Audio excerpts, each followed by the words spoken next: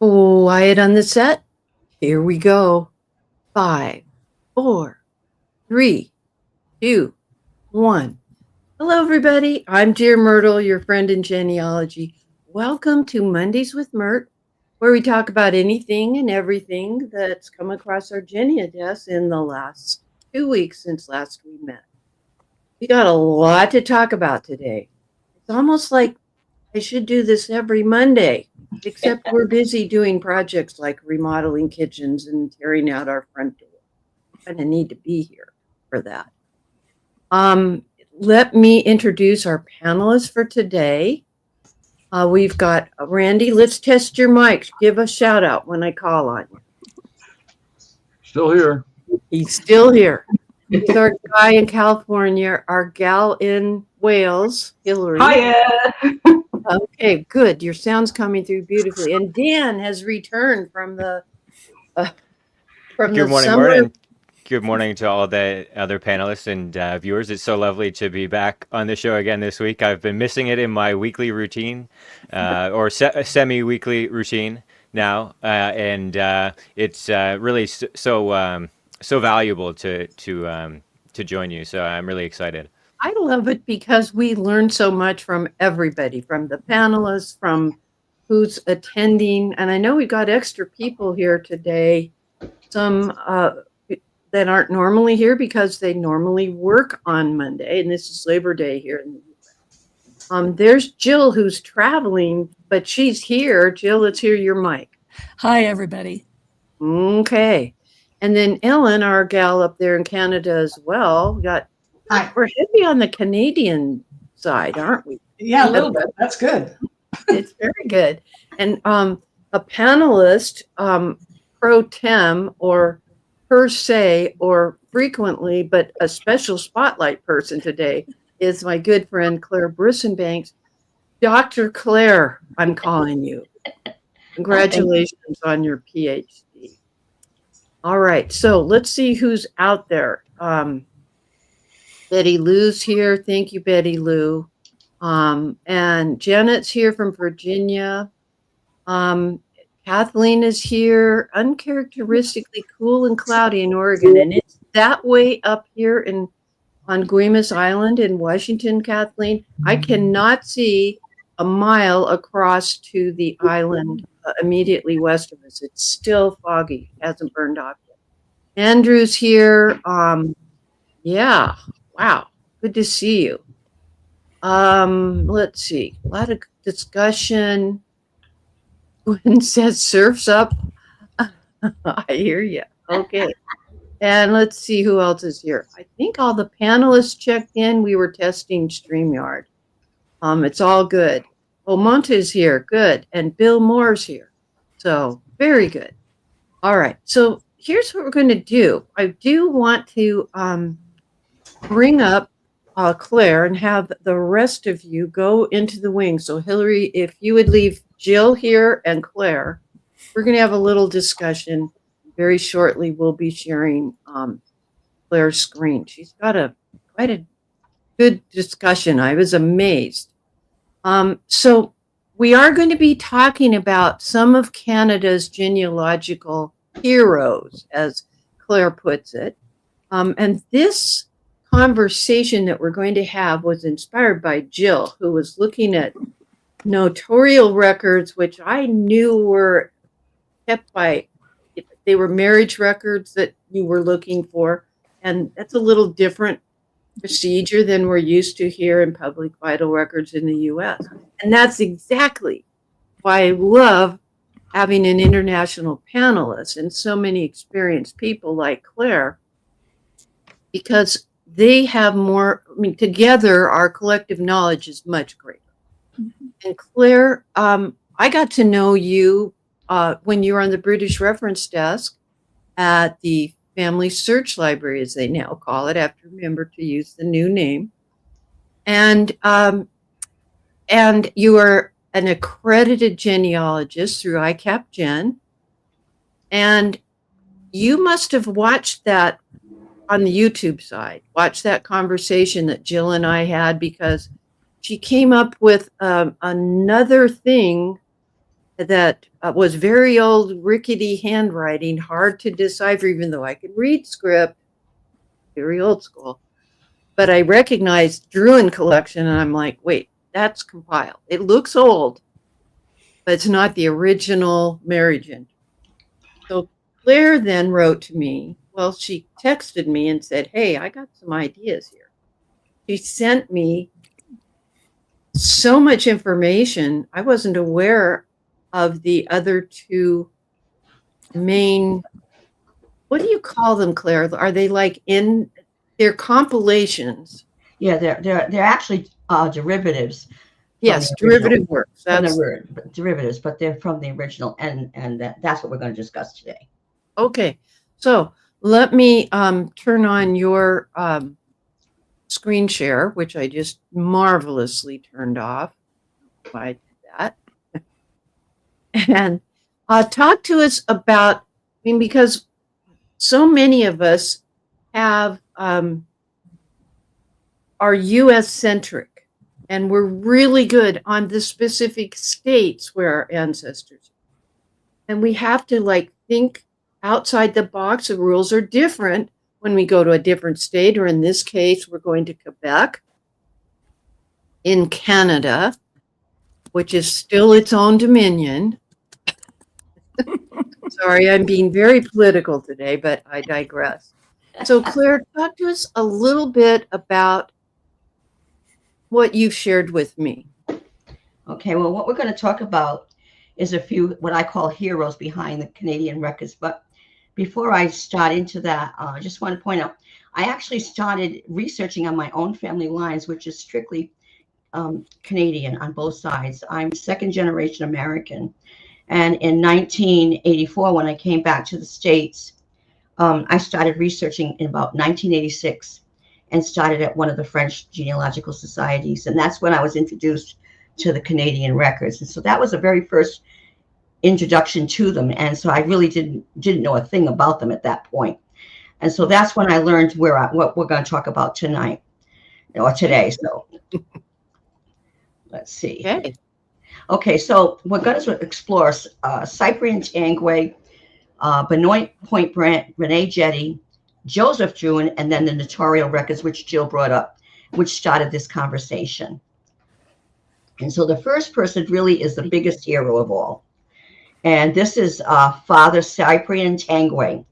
And he's the one that started the Genealogical Dictionary for Canadian records. And so what he did was he actually realized that a lot of people were immigrating down into the States and emigrating down into the States and other places outside of Canada, and wanted to sort of kind of keep a hold on that we wouldn't lose our Canadian identity, we wouldn't lose the record sets. And so he started with his own, started putting his own stuff together.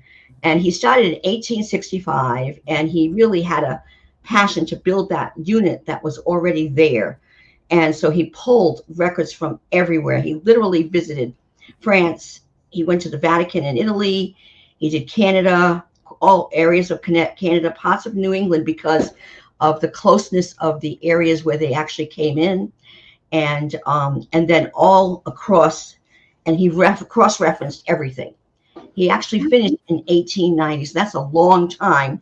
And that was volume 7. He did squeeze in a follow-up, which was supposed to correct some of the things that he might have missed. But on the whole, most of it is all that. And that's actually his life work. It's amazing what he did. So it was bigger than just, the marriage records that it happens Jill was trying to look at. Well, yes, right, it was. More comprehensive. So then he actually, this is what you'll actually see when you actually look at a record. And so when you go in, you'll see these records here on the left, I think. And that's actually a page from one of the volumes. And it actually sees how to read an entry. And the Roman numerals indicate the number 2, number 3. That's the generations. Your B is your christening, M's marriage, S is burial. The superscript numbers are the locality where something took place. Surnames are always the husbands were in all caps and the wives in small. and the italics were children, some of the children's names. And so some of the corrections were actually in the very bottom. If you look at the very bottom, you'll see little tiny things that say there's something that you might take notice of. And so that would be how you would read this record. And that's actually a blow up from that section. And that actually just says that Ignace Brisson was the third generation. And then look to the right, it says Charles II, so he's his father. And then Marguerite Lavoie was the person that he married, and Pierre II was her dad. And so then it goes on and describes their children. And then it will, even if it has an opportunity, if there's somebody that he had the marriage information, he would put that they were married. And if they also died in birth, so somebody might have, so you'll see an S, and that will be that means that person passed away. They didn't make it. And it's because in this time period in 1700s, which you covered, there's a lot of deaths of little children. They just didn't make it. And so this is actually the base of all other records. So this is what he started, and he completed in 1870. Okay, so this reminds me of when I was doing German research, and we were using the Myers-Orts Gazetteer, and you had to know what all the abbreviations meant and the order of things. So, so thank you for explaining this. I mean, we could probably sort of get it with the third generation in Canada versus the second generation for Charles and Pierre, the fathers. But yeah, okay, cool. All right. Now the next person is somebody that may not be well known as much as some of the others. This is Benoit Pontbrand, and he actually went through and in individual church registers, he looked at the records and transcribed them into actual English, or typed them all up. And so he published his first repertoire, which is a parish record. And that was the repertoire of marriages in Les Equus Comte de Port. And I'm not French, so I don't pronounce them all correctly. Yeah. And he actually began, this took a decades-long commitment. He started 62 and he finished in 95. Wow. And he meticulously transcribed, aided English-speaking researchers as well as Jared Provencer and Dennis Vergard also did some others. And so together, the three of them actually created almost all of the parish registers that we have in English. And so these are them right now. So this is what you see. So on the left, you'll see the marriages of the information. You can follow the whole information down through generations. And these are actually the books. I actually have many of them on CDs. So if someone was to ask me for something, I could probably look it up. But a lot of this is available online. And so this is actually what I actually saw when I first ran in 1988 to the very first American French Genealogical Society that I went to and became a member. Hey, Claire. Yeah. Claire, does this cover all of Canada, or is it just the French-speaking areas of Canada? Would you repeat the question? Does this cover all of Canada, or is it just the French-speaking areas of Canada? Just the French-speaking. It's mostly just all of the regular original parishes. And the original parishes, like Lower Canada, Lower Quebec, Upper Quebec and stuff. Canada. Okay. Okay. I have found some others in parts of the upper parts of the states for Vermont and New York areas because of the, at one point there was a disagreement between who owned what. And so as a boundary issue. Let's say a small disagreement, a skirmish, so to speak. And so it does not cover the prairie provinces. No, it does not. Okay. And so these are really helpful because lots of times you may not find your person in Tanguay, or you might not find him in one of the others I'll talk about, but you'll find him here because he actually went into the parish record place, sat down and transcribed the records. Wow. So that's where he got them from, is actual parishes. And some of those parishes, they don't exist today, so you would not be able to get them. The next person is René Jetté, which is a scholar or genealogy and demography. And he looked at Tanguay's work and said it needs some revisions. And so, unfortunately, his work is still not available in a lot of places, but he actually started with the University of Montreal, and he developed a love for genealogy and literally passed away, leaving a legacy of the rigor of scholarly work in public accessibility to the field of genealogy. And he was literally the one that designed a methodological guide that elevated it to an academic discipline, which is really cool. This is what his work looks like. And so he took all of Tanguay's work and sort of redid it.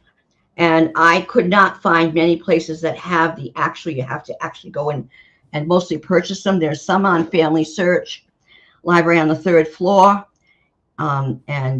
There's 2 big volumes, 2 or 3 big volumes of books. And you look it up by the last name.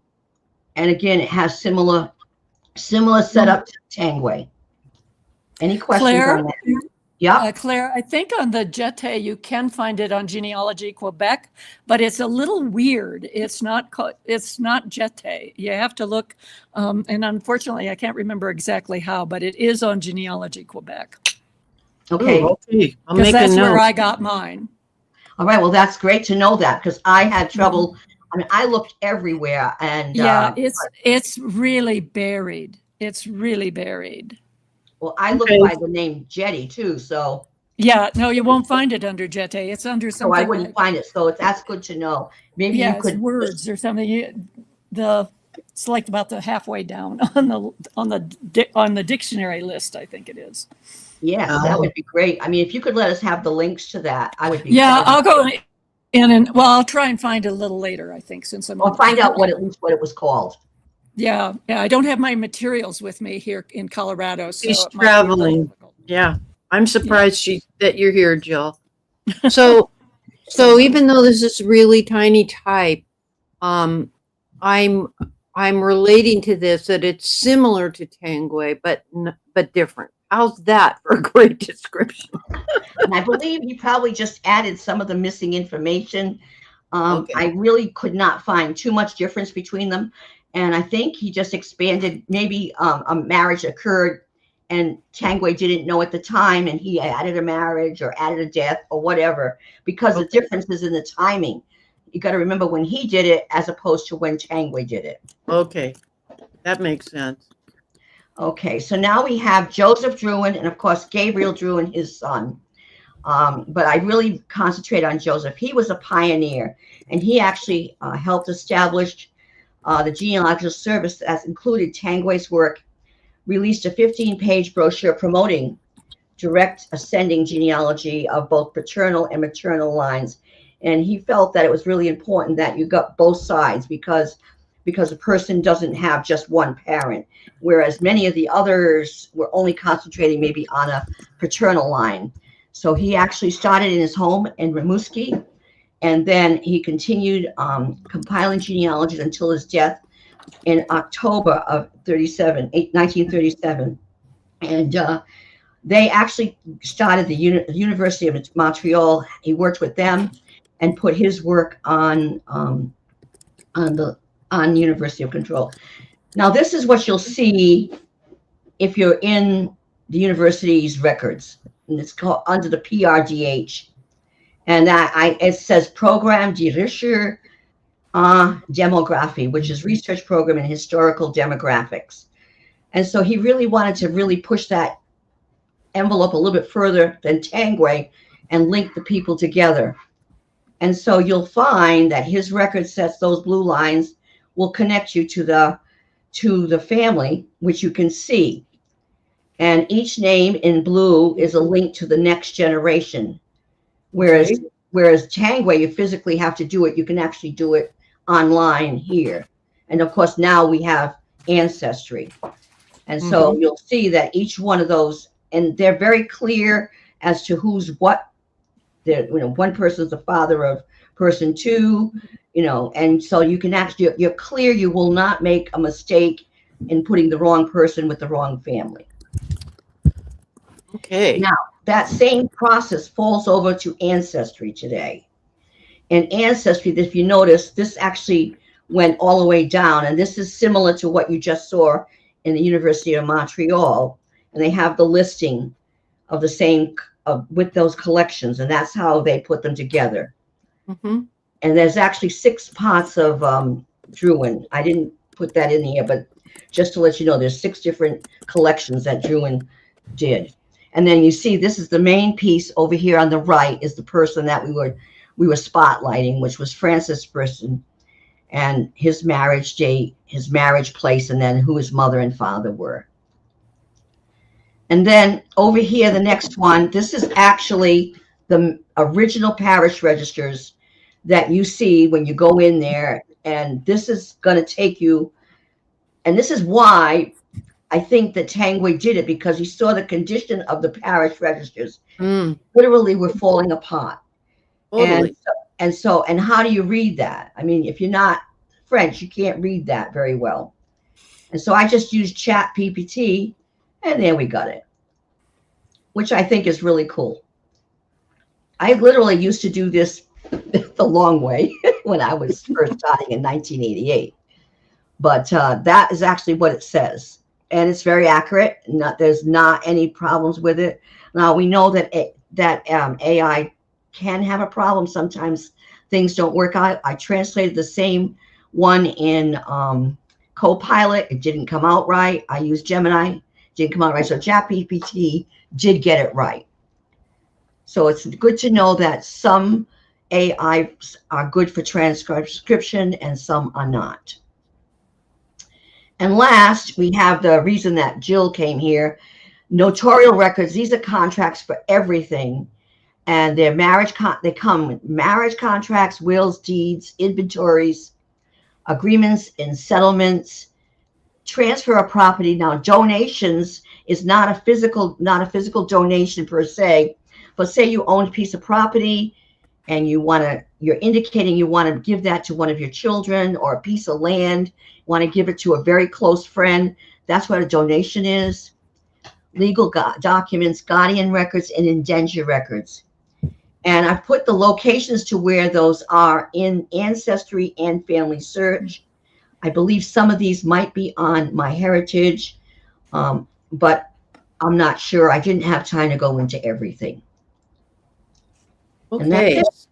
So in Canada, if you could just take me to that last slide, just looking at notarial records, I'm trying, when we are encountering something that's new to us, we try to compare and contrast it with what's familiar to us. So what we're dealing with are the not parish records. We're talking about public records like the marriage contract. That would be similar to like marriage licenses and marriage returns and things like that. Right. So these are like clerk of the court, we might call it, in whatever state you're in that provides jurisdiction over deeds or over wills and probate or guardian guardian's part of that, wills and probates that after work. Indenture records, agreements and settlements. Talk to me about what agreements and settlements, what could be in that?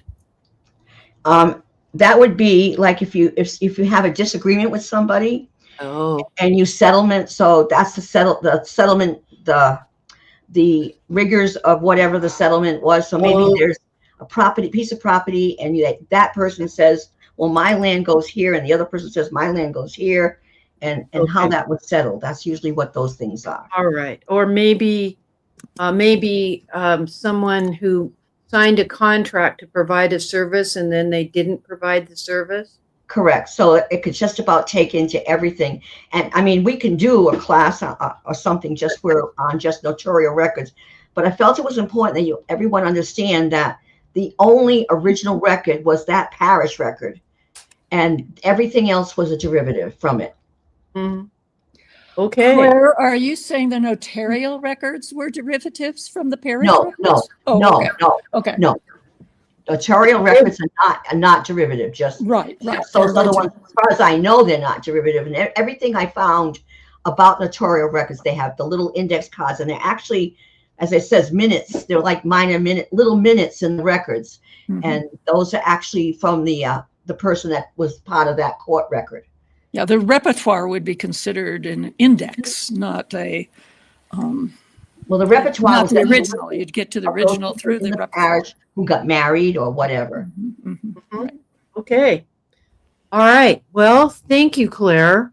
I want to know from the those who are viewing, how many of you have Canadian ancestry and did not recognize that there were these compilations or derivative works that would lead you to an original public record of the court, or more legal as opposed to ecclesiastical records like the parish records? Let me know. Type that in the chat.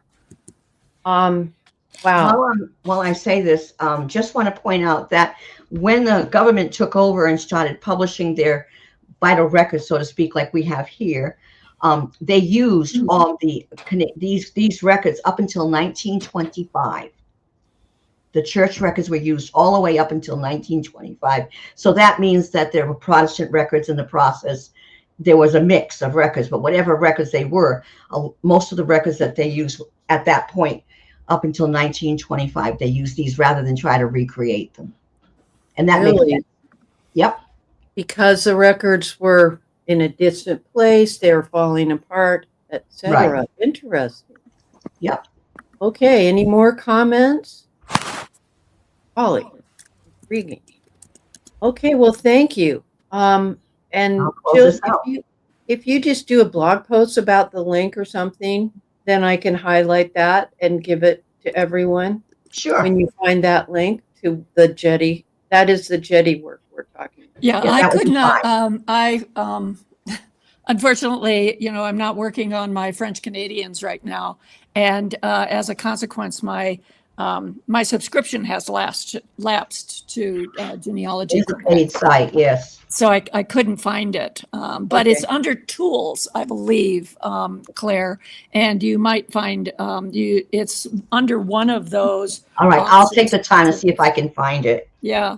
That'll be good for your other students. Are you still teaching through BYU Idaho, Claire? No, I just finished my doctorate and I have not gone back to teaching.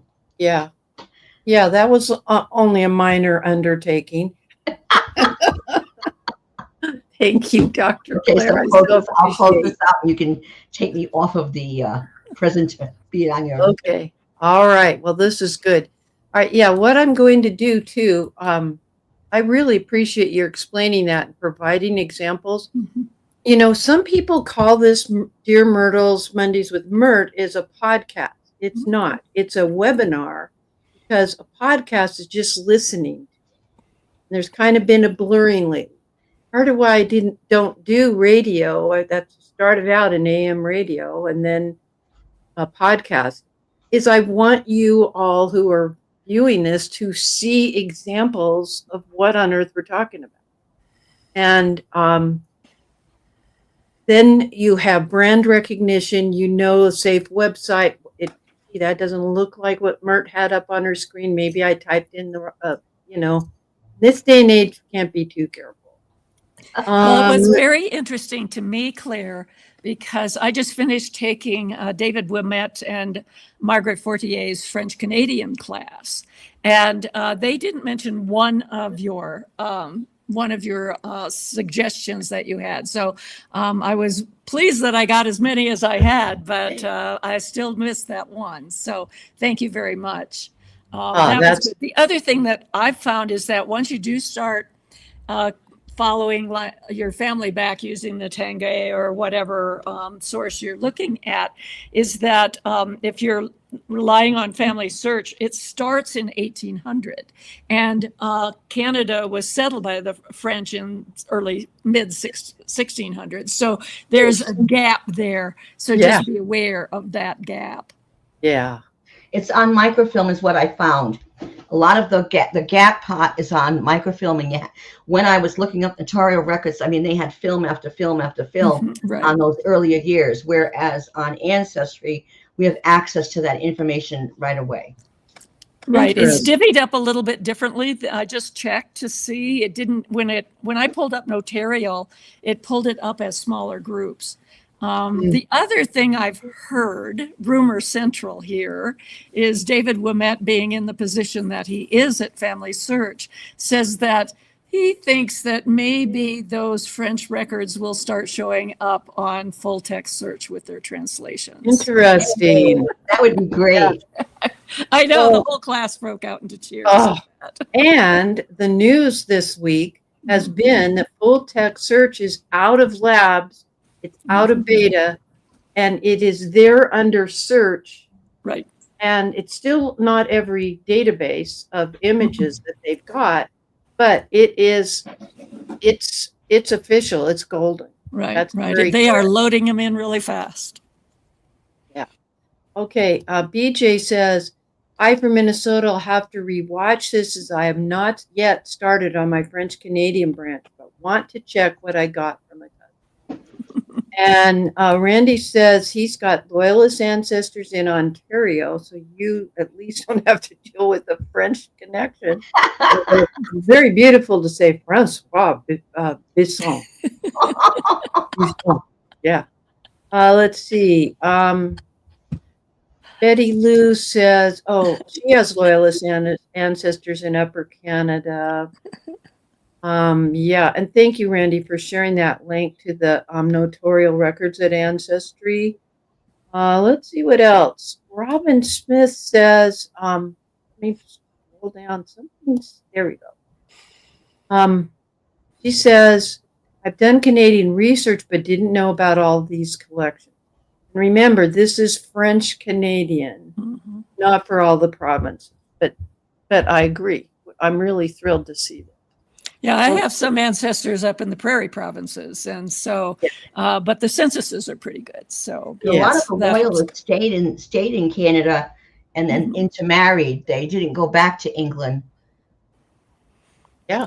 And as a Canadian link back to Acadian, the reason why the loyalists went up there is because the British had kicked out all the Acadians, and there was room. And weren't those early things the brides of the king or whatever it was? Oh, that was the daughters of the king. Yeah, daughters of the king. Daughters of the king. So there were 300 daughters of the king, and I have some of them in my lines. I could become one of those people that get in that society. And there were 300 women that were chosen and went to the king. And the king sent those 300 women over with the thought that they would not be back and that they would marry. And they gave them a dowry and so much money to the family as well as to the women to the men. I heard that it was even as specific as they gave them needles for sewing.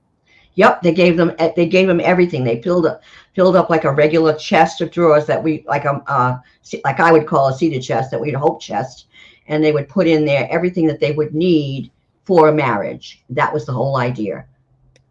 I think it's interesting. Okay, Canadian research, but not French. Ellen says, I found a document in full text search that helped me with the brick wall on her beaten. Oh, on that mystery from our book club. Yeah. Okay. And thank you, Betty Lou, for reminding everybody.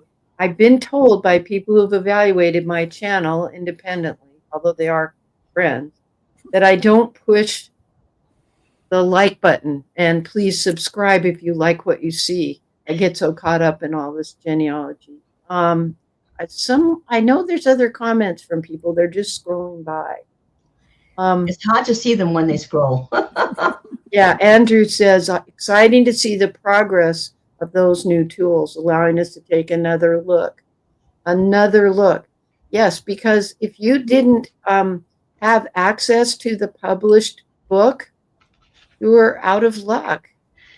I mean, if you're stuck in a tiny little town in Manatee County, Florida, which I can say I lived there for 21 years, I get choked up. Yeah, we did the best we could with what was available locally, and even up in Tampa, we didn't have the Drouin. We did not. Yeah. I will say that Don't forget your local genealogical library or your public library as well. I had taken the course. I was very excited about it. I was working on my French Canadians while I was sitting at the desk at Seattle Genealogical Society. And I decided to, oh, yeah, I'm going to check and see what Seattle's got on Yeah, my right. French Canadians. There was Jetté's work Wow. on the shelf. You never know. You never know. So really would- do check your local libraries. I would sometimes go with my friends Barbara and Audrey to visit a courthouse somewhere in Florida where they had ancestors and they needed to do research, and I would drive. Mhm. They were slightly older than I was at the time. Now I'm thinking they were quite young, as a matter of fact. But I would go there figuring, and I'd bring a book so I could read, and then I'd find out that somebody had Maryland or Pennsylvania roots, and they had donated books to that archive that helped me with my research. You can't say, oh, nobody's donated this in Hardy County, Florida. No, you need to look. Thank you. All right, so we're going to switch gears, and I'm going to, I have a few more things to share with you in the way of news. So let me share my Can I screen. do one little shout out for Claire? Of That's course. okay. Yeah, just one. You were my first webinar that I ever watched. You had an early one on family search, and I watched it then. And I wanted to thank you very much for doing those sorts of things. You're welcome. I remember She's- your hair was down and long. Yeah. Oh, my hair is still long. I have it up in a pony today. Yeah. Claire's my go-to person, and a couple of times she would see me in her office at Family Search and listen to my tale of woe about a long-lost ancestor or whatever. She's very encouraging.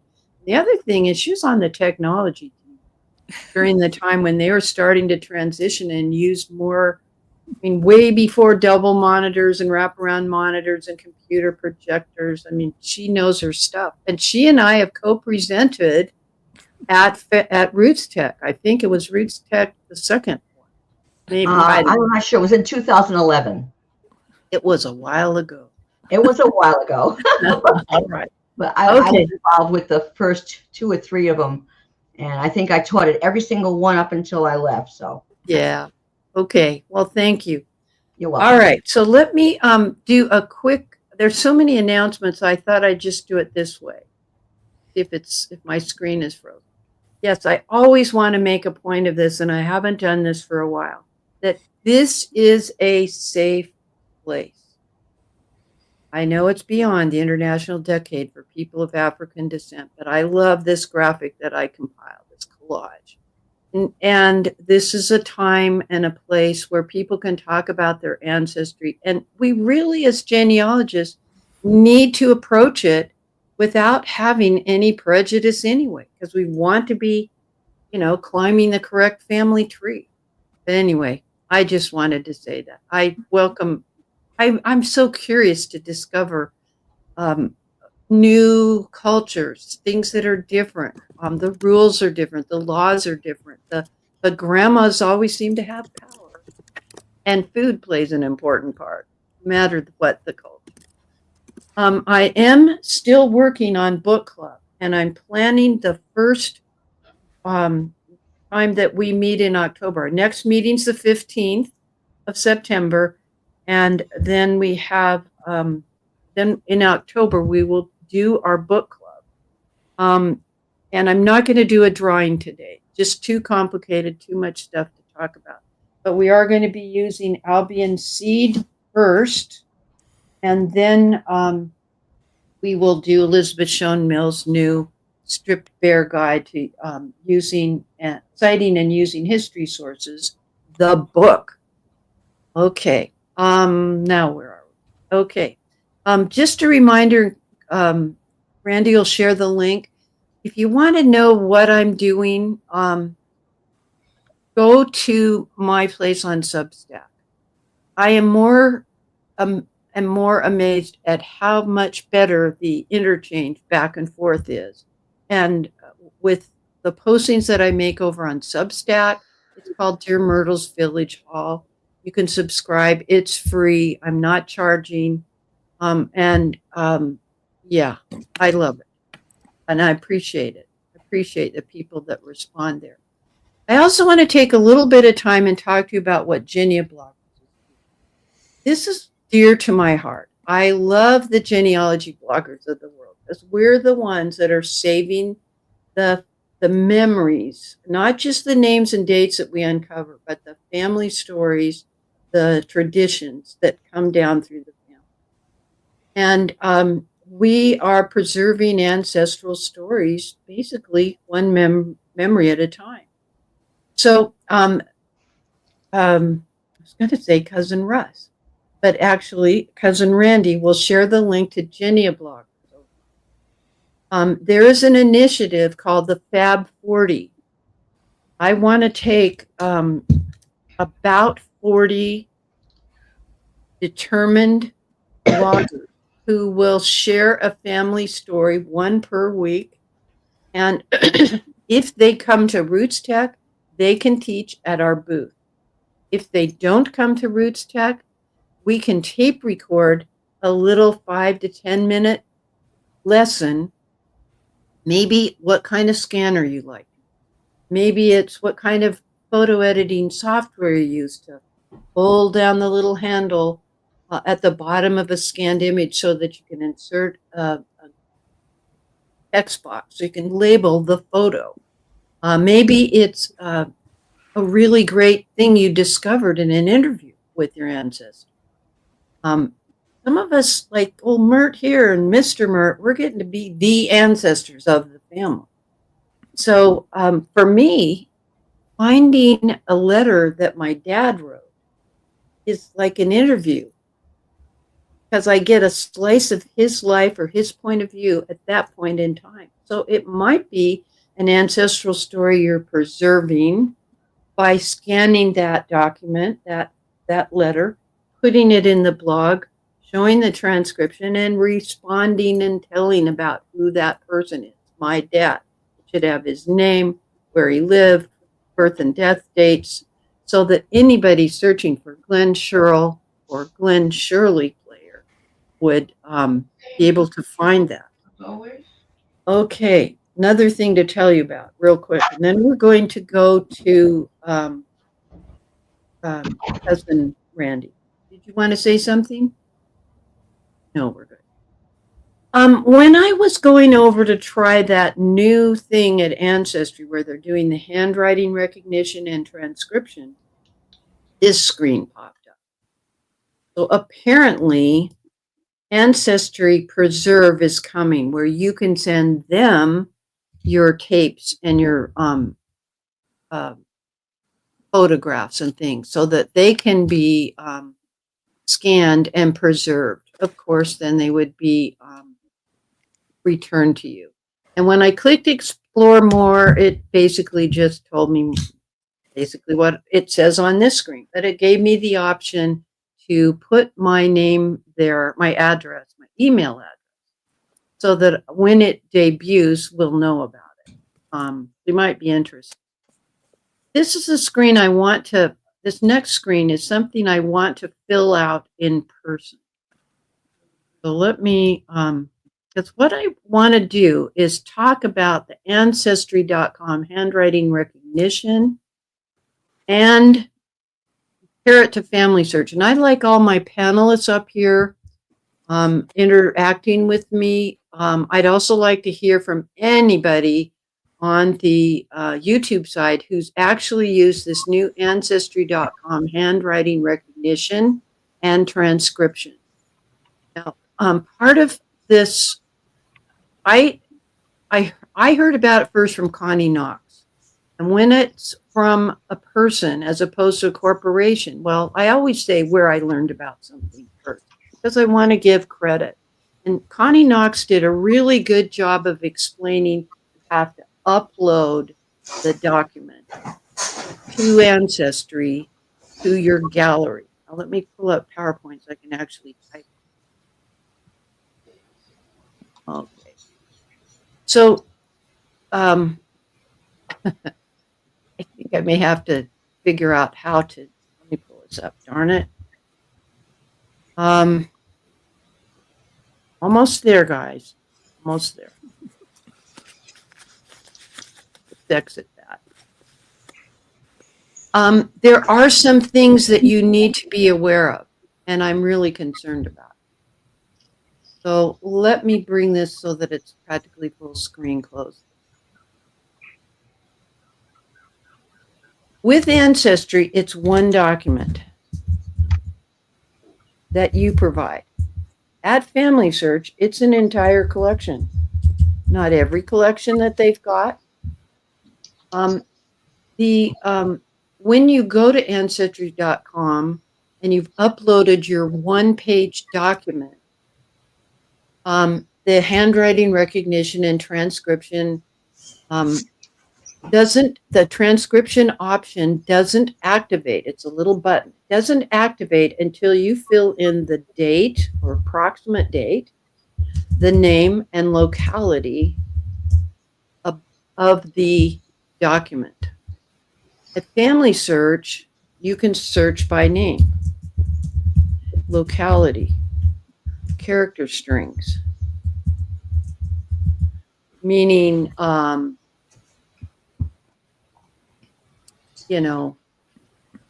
any combination of letters and numbers. And these are very different. There is a problem when you do something like, let's say you go to Find My Past, and that's where you found the document. You cannot upload it. I'm going to cross that out. You cannot upload it. You should not. It's possible to upload it to ancestry.com for handwriting recognition and transcription, but your terms of service for using Find My Past preclude your putting it up on another genealogy website. You could post it in your blog, but in order to use the Ancestry handwriting recognition and transcription service, you have to first upload the image to Ancestry, to your gallery. So that's a pretty important distinction, isn't it? It isn't that I don't like Find My Past. I love it. I love their newspaper collection. It's helped me a lot. Keep that in mind. So I have found that, Myrt, I've also found that an issue with ChatGPT when I loaded up a document that looked like I didn't own it. And ChatGPT said, I cannot transcribe this for you.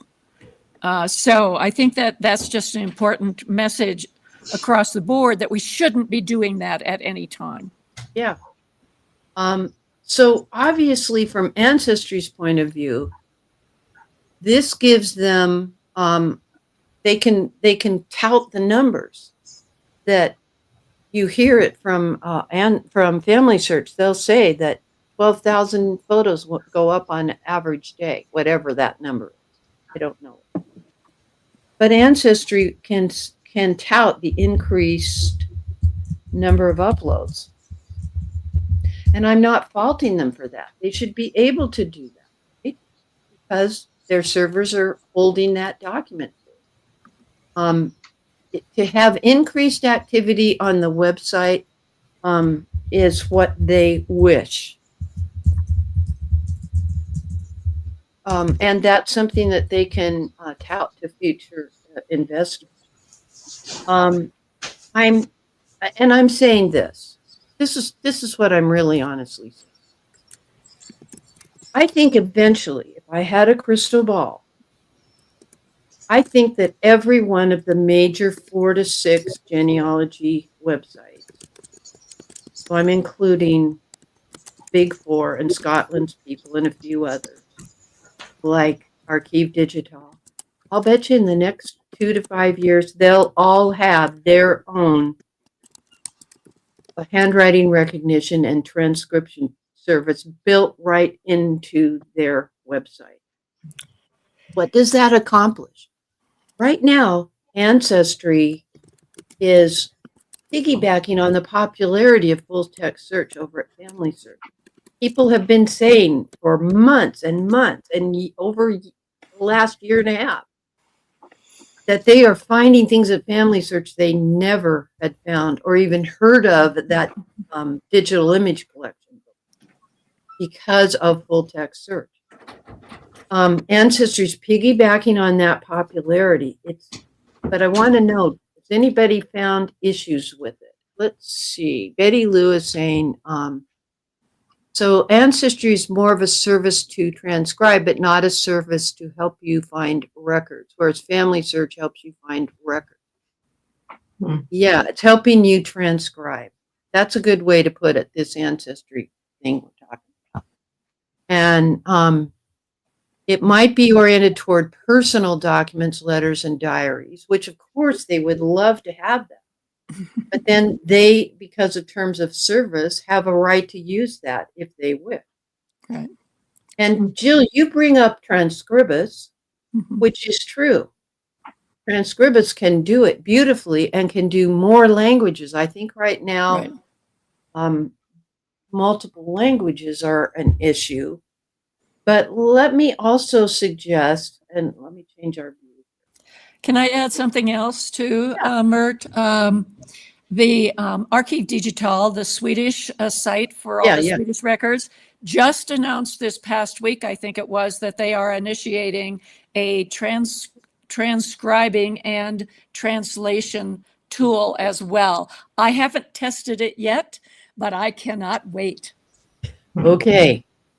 I think this is the future of things to come. Yeah. I mean, I've got a presentation on Norway and Sweden coming up in October, and I'm going, oh my gosh, I don't know if I can incorporate all this stuff so fast. I know. It's like I say, we should be having Mondays with Myrt every week, except that I have to do other things.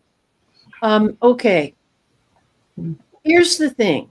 Unless you're Randy Seaver, who deep dives into AI, and we're going to talk with him next about some very good recommendations. Or you do what Myrt does, which I spent $1,200 last year going to several in-depth institute courses. One of them took 9 weeks to complete with Dana Stewart Leeds, and the other one was GRIP. And then I did GRIP again this year. Unless you're really spending time and energy educating yourself, the whole concept of AI is scary. And it doesn't need to be. Remember that Claire said, well, I tried Gemini, I tried whatever, but ChatGPT, whatever version she used, gave her the closest or bestest translation possible.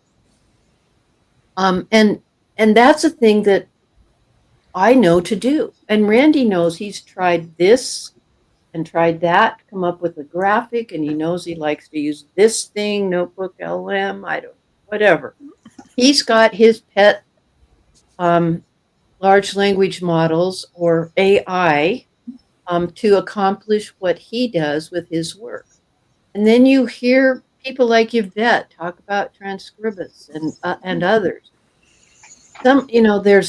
This is why the individual websites are going to push to having AI. And I am so thrilled to hear that about our people. I'm so totally thrilled. Okay, so Gwenny is saying Ancestry translation did well with letters and pension file documents in form format. She corrected it right below. Okay. All right. So I was going to say, I think it does English and Spanish. Of course, it does not do census records. It doesn't need to do census records. They've already been AI indexed. Okay. Ellen, talk to me. What are you saying here? When I tried it, when it first was launched as a beta, it didn't work well at all with the things that I tried. So I just sort of ignored it. But last week, like you were mentioning, saw it again, and it seems to work much better. So, I mean, just like all AI, it's, I look at pictures that I created a year ago compared to what I can create now. It's night and day different.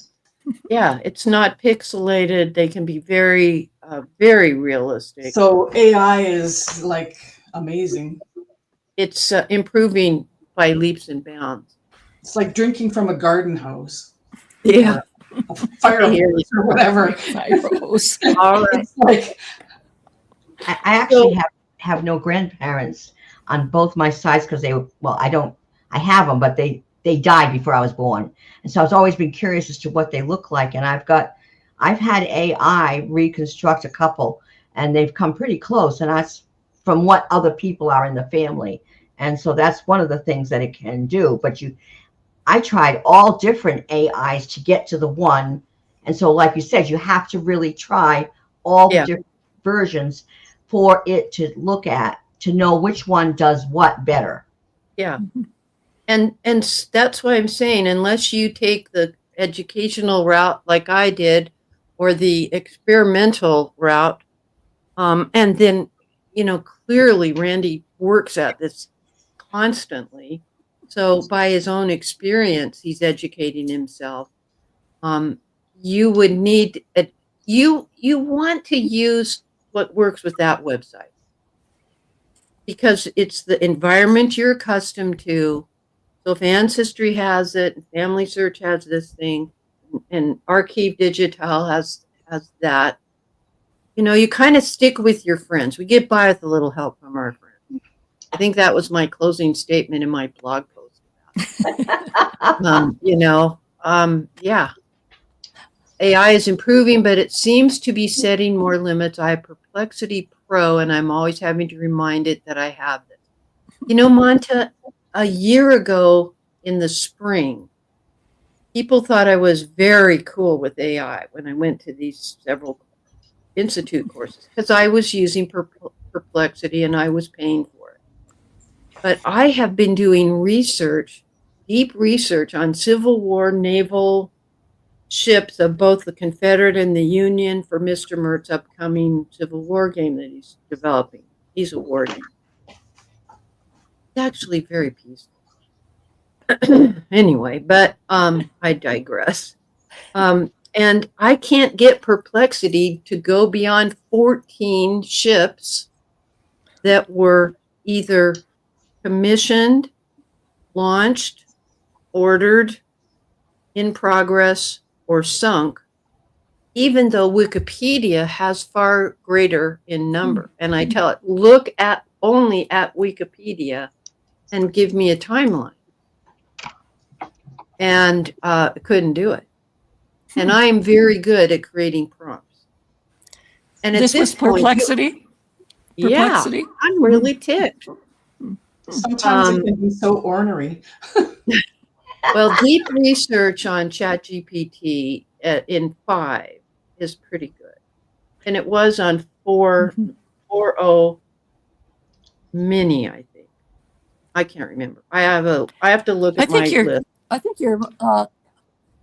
think your tip about at a moment in time you have a task for AI to do that oftentimes between the last time you did that same task, Perplexity was the best. Well, the problem is that like 5.0 came out, and all of a sudden Claude is not the best writer. ChatGPT is the best writer, I think, for the kind of things I'm doing.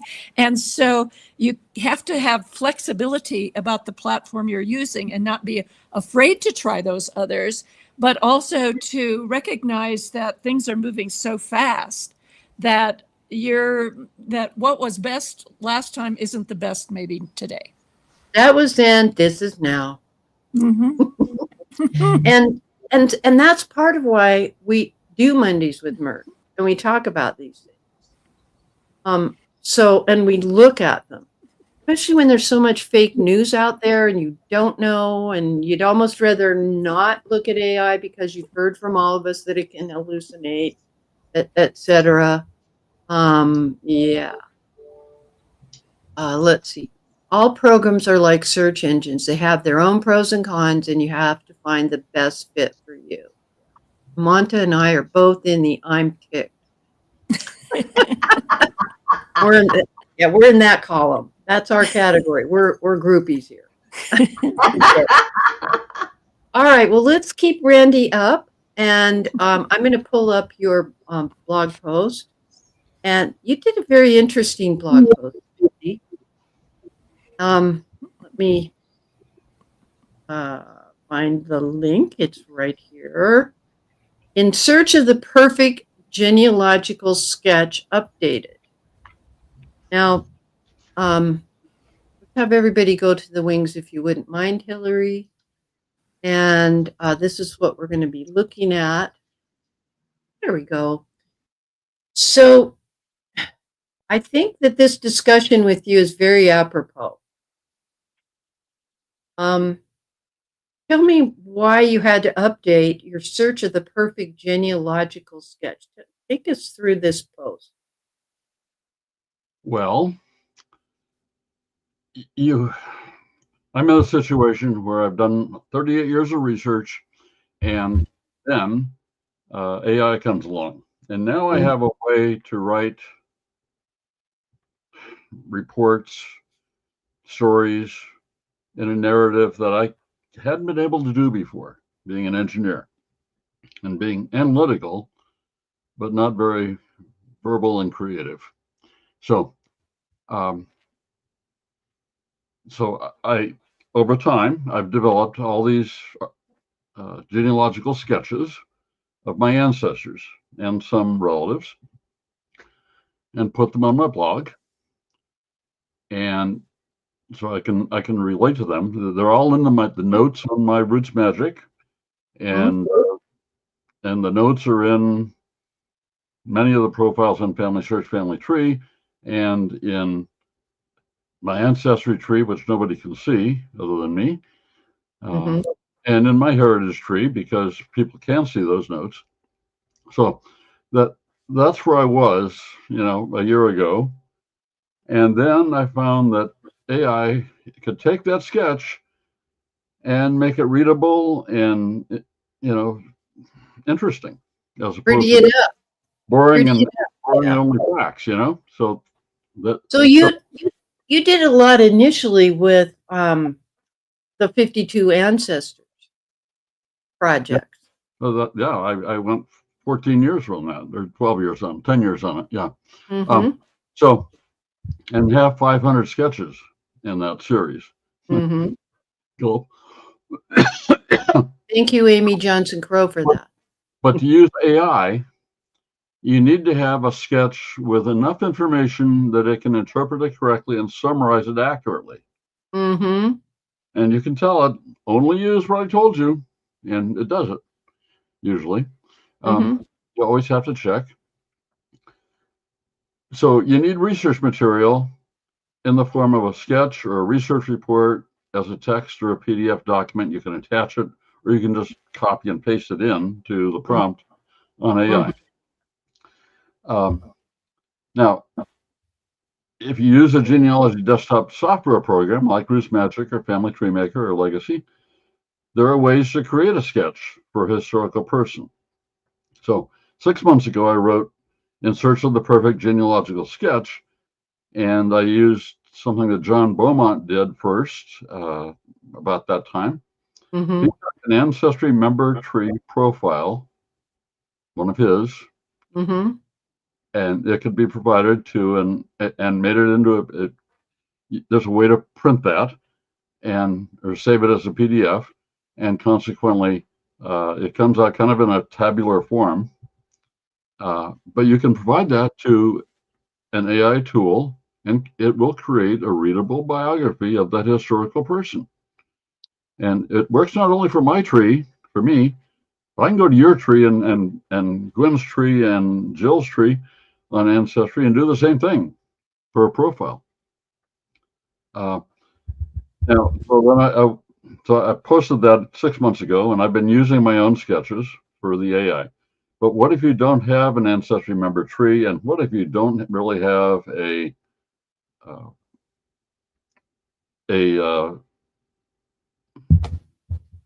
Sorry, I'm there. Research notes? I'm sorry. It's okay. It's me. What if you don't have research notes in your genealogical program? You just have a pile of paper, Yeah. Because you've researched 20, 30 years, but you haven't organized it, Yeah. And there's an opportunity to do things like this using a number of other places.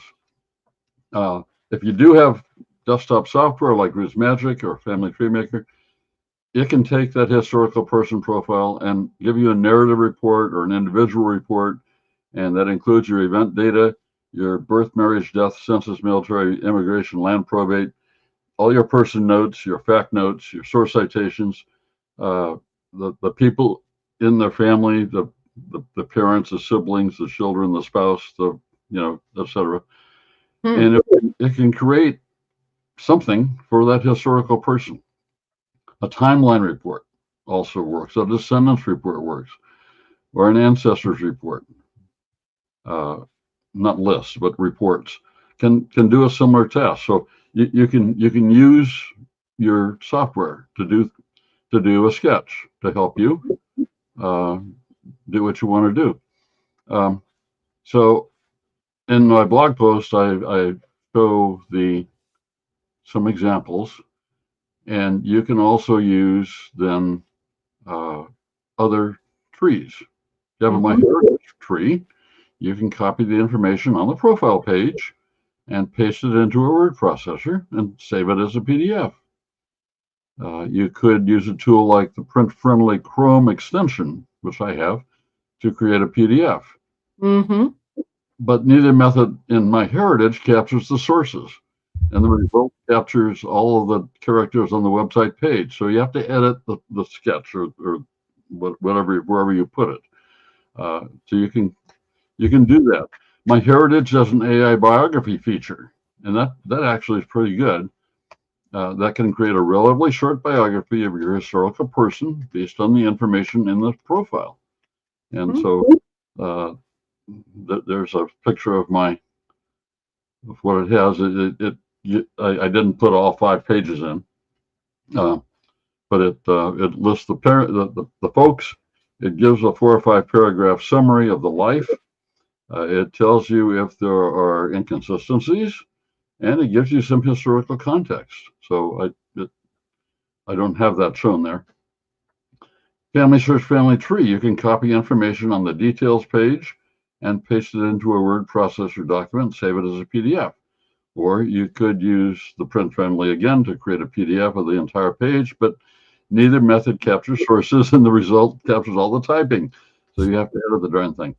Family Search Family Tree has an AI research assistant that can be used to create a short biography. And I used Henry Kieringer throughout here, so just for comparison purposes. So that's not bad, but it's as a formula, Yeah. But it's a start. If you don't have that, there's a place you can find something about one of your ancestors. Perhaps they have 1.5 billion people in their tree. Not all have, So the obviously. part of the kicker is you're finding your data in these various places, so that you've got data you can save in a PDF to then use with AI, correct? Yeah, that's exactly right. So, but you got to double check it all, and you got to make sure it's right. You can edit it, embellish it, add word for word transcription if you wanted to. WikiTree has a lot of people, but really only 40-some million. So you may not find your person in WikiTree, but I did the same thing here, and it does capture the notes if there are notes, the sources if there are sources, and consequently, but it isn't wonderful because not every profile, not every historical person's in WikiTree, and not every profile has all that information. So you're kind of up the creek if you haven't done the work yourself. You really need to do the work yourself, do the research, and then create a PDF or something of the sketch. So I've heard people say, I'm just putting in birth date in place, marriage date in place, and death date in place for my ancestors, my direct line ancestors. That's kind of boring because you're not getting the military, you're not getting the siblings You're not getting the children and where they're all born, which indicates a migration. There's, people cut off their nose to spite themselves, don't they, Randy? If they don't list as an event for each ancestor every little tidbit of information they found. They need to find as much as they can about each person of interest. That's really where you can't substitute anything for that. You may find online someone else like me or you have done this for a person that maybe you. So that's okay. It's out there. How do you know it's right? Yeah, there is that. And source citations are important. We all know that. So there may be sketches of your historical person on websites or in published books or periodical articles. Oftentimes they have information in them. Now you can take that page from, say, the New England Historic Genealogical Register and save the image and have AI transcribe it, that type of thing. So you can find those things online. You can download the book or article or page and then capture the sketch. And then you give credit to it if you put it in your genealogical sketch. Okay. But if you don't have an online tree or a management program, use a word processor to document the names and dates and places. That's Elizabeth Shone Mills' method of documenting her work. She really didn't use, family trees. So that's what that article's about. It's trying to help people get going on writing, family genealogical sketches or family biographies, that type of thing. Yeah, and the part that we have seen in the past is the after effect of doing this, and then Randy puts it in AI and has that AI model write a poem or make a song or do a historical fiction write-up, imagining what the push-pull factors were to have somebody come from the East Coast and end up somewhere in California years later. And it's very creative. One of the things that you mentioned got me thinking about something else. I'm going to slightly change the topic. We've been talking about online genealogy trees. And just in the last 2 days, I've seen 3 people make a note, and I haven't been on social media that much, that their tree on Ancestry, which previously had 60, now has like 7,500 people. So we're having a problem again at Ancestry where there's a computer glitch. I don't know if they have to reload an old backup or whatever they have to do. It's just devastating when a website has this problem. So it is important for y'all to have your own genealogy management program. In 2 of the cases, the person mentioned they already had Family Tree Maker, so that they have their own database, their own best version of everything on their own computer. Yep. And backed up to the cloud. Okay, so we've got some comments here. Yeah, Bobby, I'm glad you're here. Okay.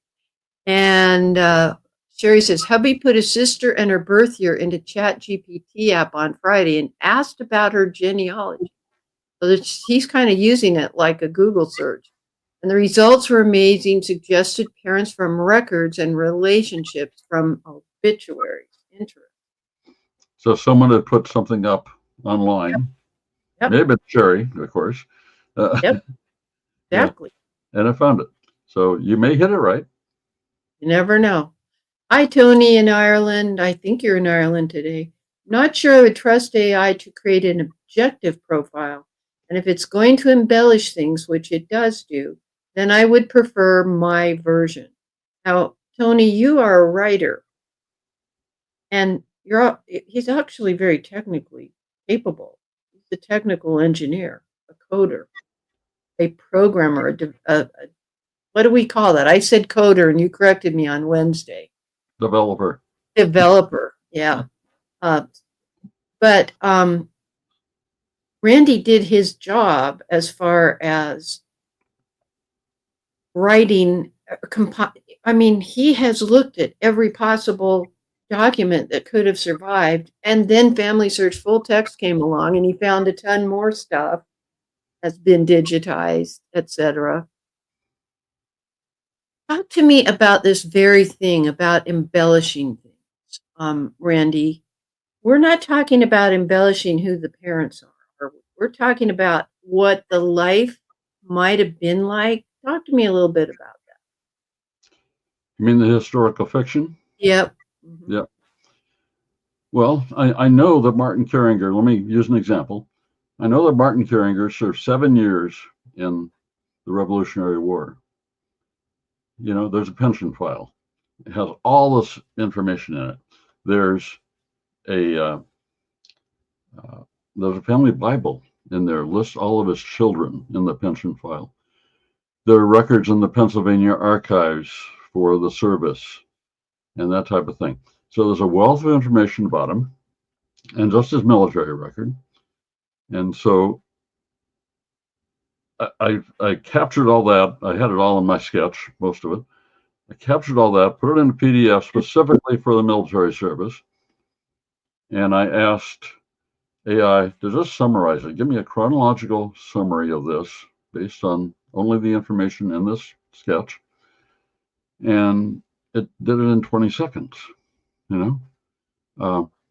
And now we all know that AI has consumed all this information from millions of books and things like that, and especially for the American wars. And so I said, AI, tell me a story of Martin Carringer sitting with his cabin mates at Valley Forge in winter of 1778, early 1778. And I haven't published this yet, but I will. Because it it knows all these things. It can create these scenarios, these scenes with people, with your living person, your right person in it. If I knew the names of the people, I would have told it what the names were, you know. But there's all these things it can do. I can give it my memories. That's what I'm doing in the Watchful House series. I can give it, 2 paragraphs of my memories and ask it to write a story about the Great Encyclopedia adventure and the cubbyhole observation post. And I've even done the cat. What does the cat think about the Seaver family and for 20 years? Yeah, likely. So yeah.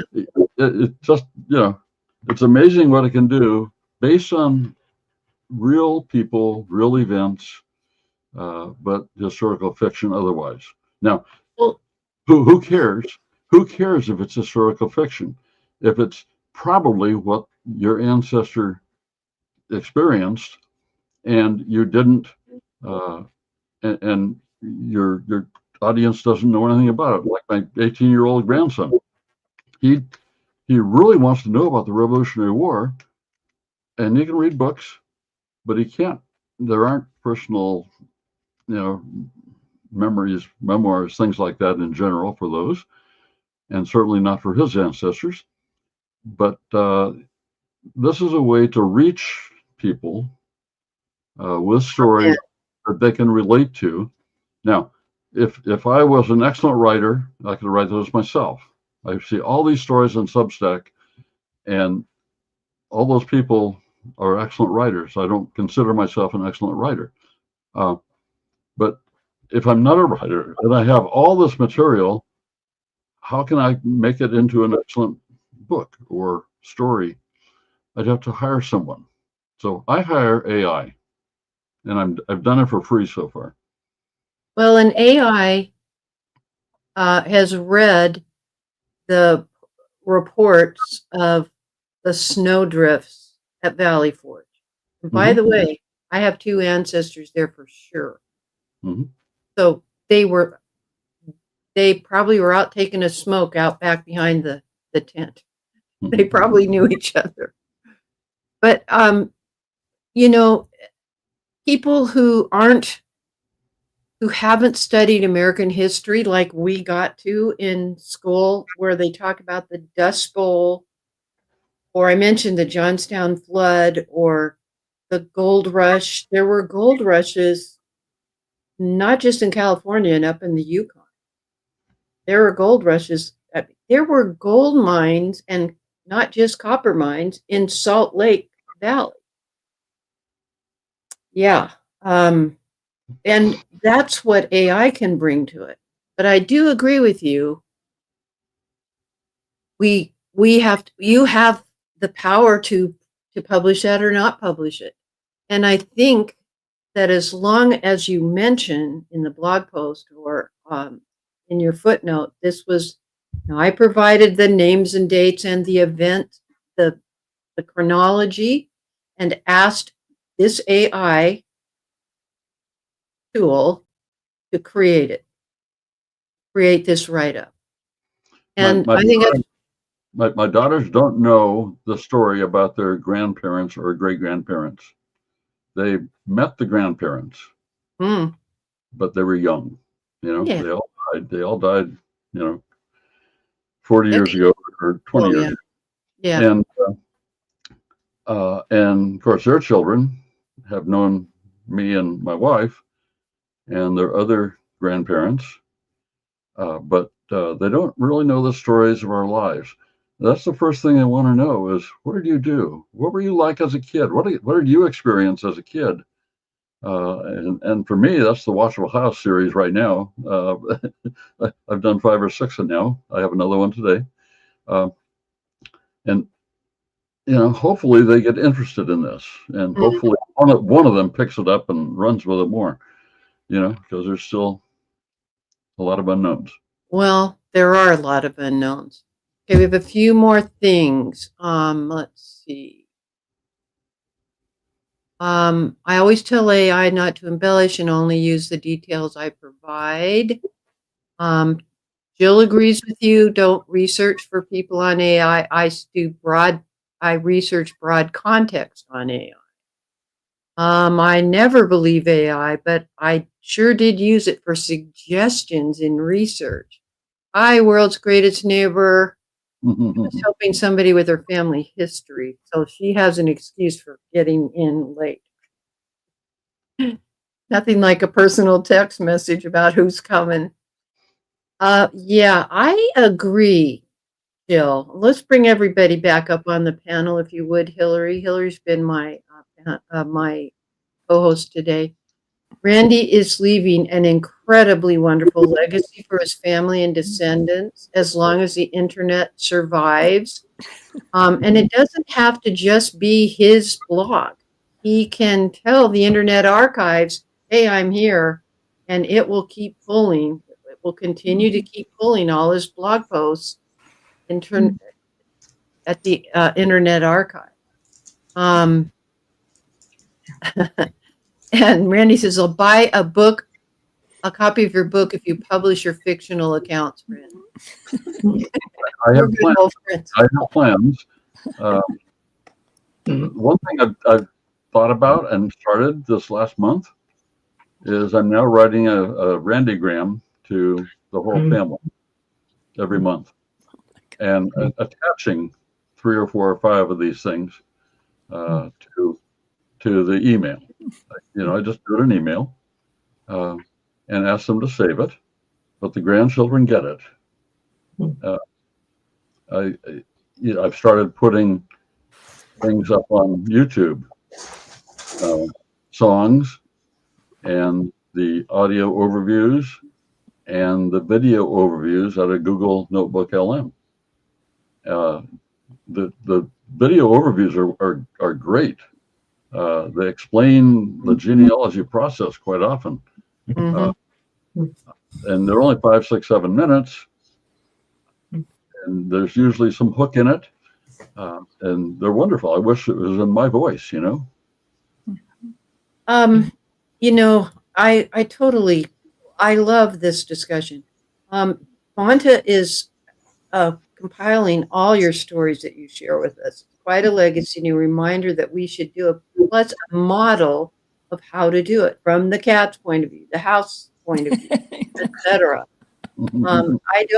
I haven't seen the Claude terms update, so I cannot respond to that. But that's something to look into. I would refer you to the legal genealogist, Judy Russell, who not only is not giving you legal advice, but she can describe terms of service very well. And she's more than familiar with AI and DNA. I found a newspaper resource or Chad GPT. Did you mean Chad? I don't know. You can call for anything you want. Yeah, just not late for dinner. I hear you. Yeah. So we have not talked to Hillary. We have not talked to Dan. We are running out of time. There's so many cool things to tell you about. I do want to mention another situation before we go.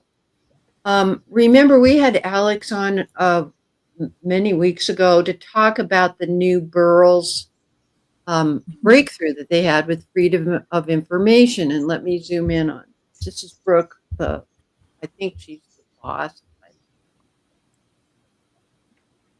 I just want to get this to be larger. Anyway, first of all, the good news is they just added 1.5 million new names to their database, and that is for the years 2020 through 2023. The bad news is that people to the person have been noting that, yes, they've waited 3 and 4 months to get what everybody else before that got, which was voluminous.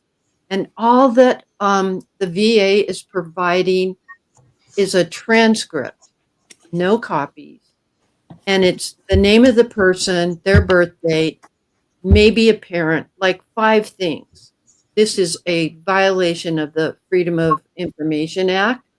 And so if you want, let me give you this link. This is the MailChimp link. MailChimp link, but it'll translate over. The basic thing is, please resubmit. Please appeal the VA denial letter, because they're basically denying you access to the file. That's what that 10:28 a.m. my time, last post there on the YouTube side that I just made. Frustrating, keep holding their toes to the fire, suddenly refusing to process thousands of Freedom of Information requests. So believe me, they are on top of it. And that's their first course of action that they've asked us to undertake. Okay, so I've got 1 minute left, Ellen. Doing pretty well. Oh, And only several subjects left. yeah, it's too well. The other cool thing that I read is that Ancestry or DNA came to the rescue. You know how when they're doing DNA research for criminal cases, that there's always been a conundrum if you had twins. I guess that's a redundancy. I was accentuating, making it all caps, going back and making it bold. Well, they just came up with resolving, because of the advancements in DNA analysis. And I think you can share that link perhaps. Yeah, I got it. They now can tell the difference between twins, and they solved a case from 1987. Wow. You know, I was not one that panicked and took my data off of GEDmatch or any of those.